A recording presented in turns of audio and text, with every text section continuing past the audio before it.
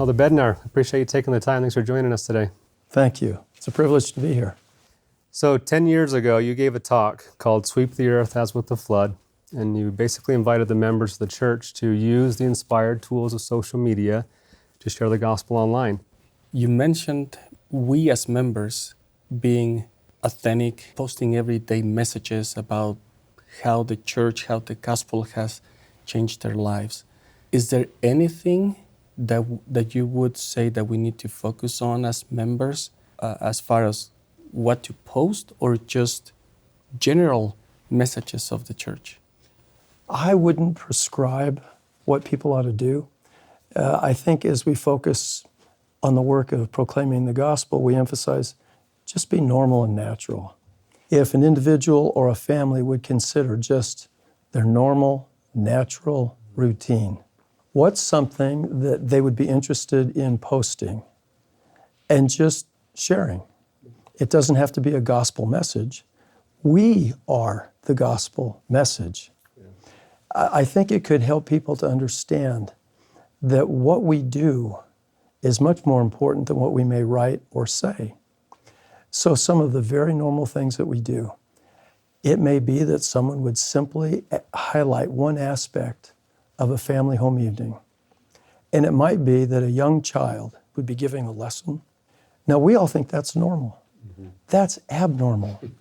In a home, to have a child taking the lead in providing some instruction. Well, a few segments about that, a little commentary about, here's what we focused on. We were talking about prayer, because in our home, we believe prayer is important. And then have the little kid. What was it like for you to give this lesson? People would just be blown away to think that a 6, 7-year-old kid could give a lesson. So it's just so normal, natural, small increments, line upon line. That's how you get started. You gain a little experience, you see what works, what doesn't work. That's what we do. There are things that we say, let's try this. Well, that didn't work very well, but you learn something about what your next episode will be. So I would just invite people to be prayerful. Consider the normal, natural flow of your life. And what can you do about your life, about your family, about your children that highlights the gospel, but it's not an in-your-face, overt, come have the missionaries come to your home. Just live the gospel. Let some of that be in your social media posts, and it will create a curiosity. We live a distinctive lifestyle. And if we just have natural elements of that lifestyle, some folks are going to find that pretty interesting.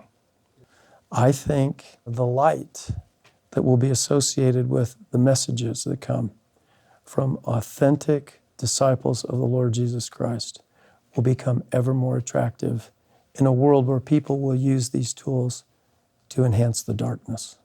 The light will shine ever brighter. We start to feel inadequate or insecure. Are we going to do it well? Are we going to say it doctrinally? Are we going to make a mistake? What advice do you have for those of us who feel those insecurities and that inadequacy to share the gospel? Well, number one, I'm not sure that this is the avenue for proclaiming, every element of the doctrine. Right. So I think to keep it pure, if we keep it pure, we keep it simple. It's easy to do your homework to know that you are expressing it the way the Lord and His servants and His church would want it expressed. I think the homework that one does can give you the confidence to know that you're not stepping outside the bounds. So I think that's the beginning point. The other thing is that the principles of the gospel are really simple, and there's a lot of stuff that we don't know.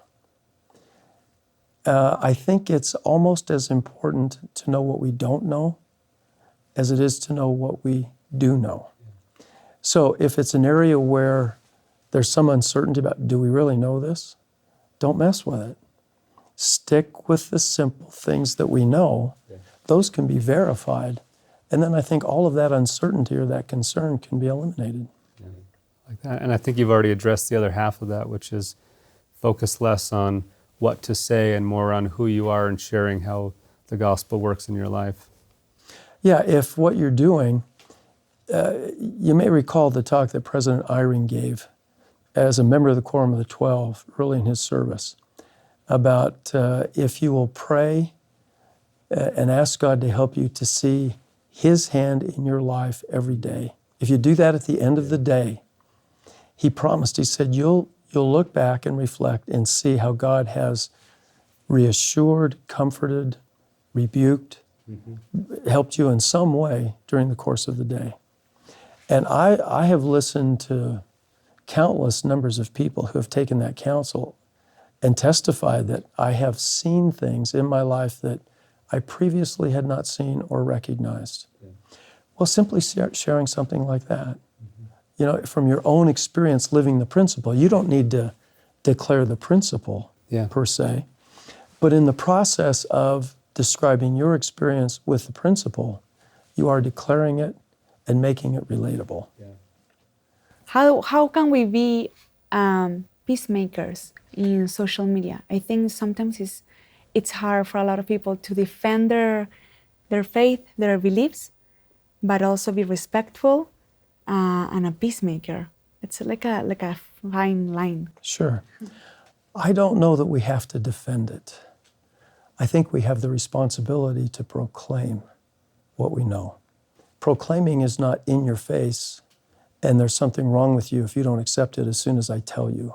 I think many times we have the propensity to respond, but we don't know what we're responding to. Can you help me understand where you're coming from with this? It seems like you're kind of attacking. Is this intended to be an attack?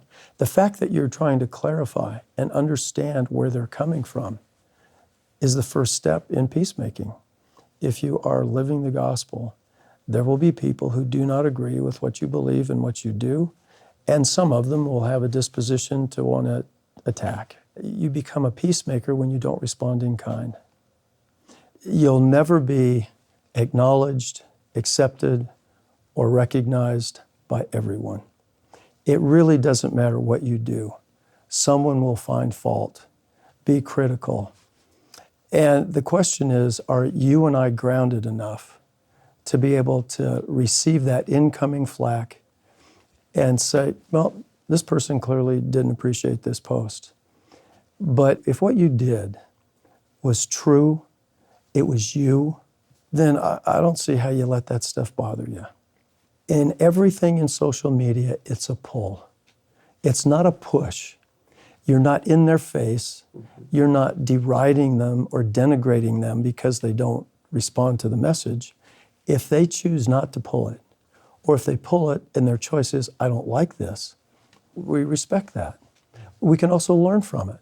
If it just stops, I posted and I got slammed. You got to learn something from what it was that caused the slamming. And the learning from that episode, I think, is part of the essence of why we're here on the earth and what we're supposed to learn in everything that we do. We may have said something in a way that after the fact we recognize, that probably wasn't as effective as it needed to be. I can see how someone might have not responded to that. So we learn a lesson, but you can't live in a world of constantly looking back, I wish I had. If that's what you wish you had, then do that the next time, and it will help it to become more effective.